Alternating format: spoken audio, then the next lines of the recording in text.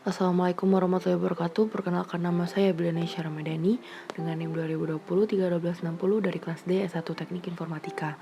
Di sini saya akan melanjutkan tugas UTS saya yaitu dengan cara mempresentasikan pertemuan kelima dan keenam mata kuliah organisasi dan arsitektur komputer yang berjudul Mengenal Memori. Memori adalah istilah generik bagi tempat penyimpanan data komputer. Dan memori adalah tempat di mana menyimpan data selama dan sebelum data diproses ke prosesor. Memori memiliki macam-macam seperti memori tercepat dan memori paling lambat. Seperti dalam urutan tercepat ke paling lambat yaitu memori register, cache memory, main memory, dan sekunder memory. Selanjutnya ada macam-macam memori.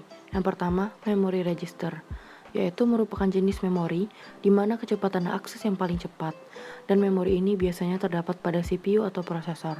Yang kedua, cache memory, yaitu merupakan memori yang di mana berkapasitas terbatas, berkecepatan tinggi yang lebih mahal daripada memori utama. Yang ketiga, main memory, yaitu adalah memori yang di mana berfungsi untuk penyimpanan data dan program. Selanjutnya ada jenis memori utama. Yang pertama adalah RAM, Random Access Memory, yaitu sebuah tipe penyimpanan komputer yang isinya dapat diakses dalam waktu yang tetap, tidak mempedulikan letak data tersebut di dalam memori. Yang kedua adalah ROM atau Read Only Memory. ROM adalah salah satu memori yang ada di dalam komputer. ROM ini sifatnya permanen, artinya program atau data yang disimpan di dalam ROM ini tidak mudah hilang atau tidak berubah walaupun aliran listriknya dimatikan. Selanjutnya adalah kapasitas memori. Kapasitas memori internal maupun eksternal biasanya dinyatakan dalam bentuk byte atau word. Panjang word umumnya 8, 16, 32 bit.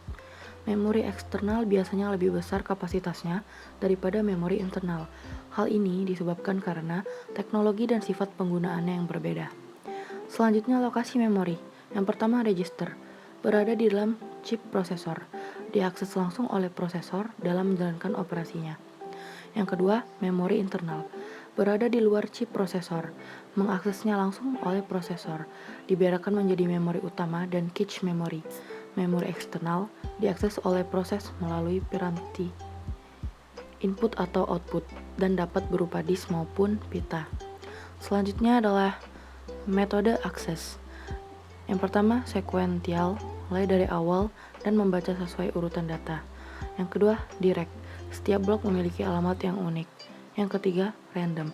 Setiap alamat menunjuk ke lokasi word yang acak. Yang keempat, asosiatif. Pencarian lokasi data didasarkan pada perbandingan sebagian dari isinya atau mappingnya. Selanjutnya adalah kinerja. Apa yang diukur? Yang pertama adalah access time atau waktu akses, yaitu waktu yang dibutuhkan untuk mencari lokasi data dan mengambil data.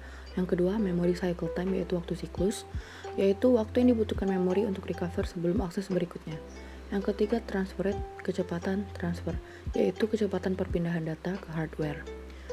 Dan yang terakhir adalah satuan penyimpanan data. Yang pertama, data disimpan dalam bentuk bit-bit. Yang kedua, satuan bagian penampung data di memori disebut word. Yang ketiga, satu word berapa bit? Itu tergantung masing-masing memorinya. Mungkin itu saja yang dapat saya jelaskan dan sampaikan. Lebih dan kurang saya mohon maaf. Saya akhiri. Wassalamualaikum warahmatullahi wabarakatuh.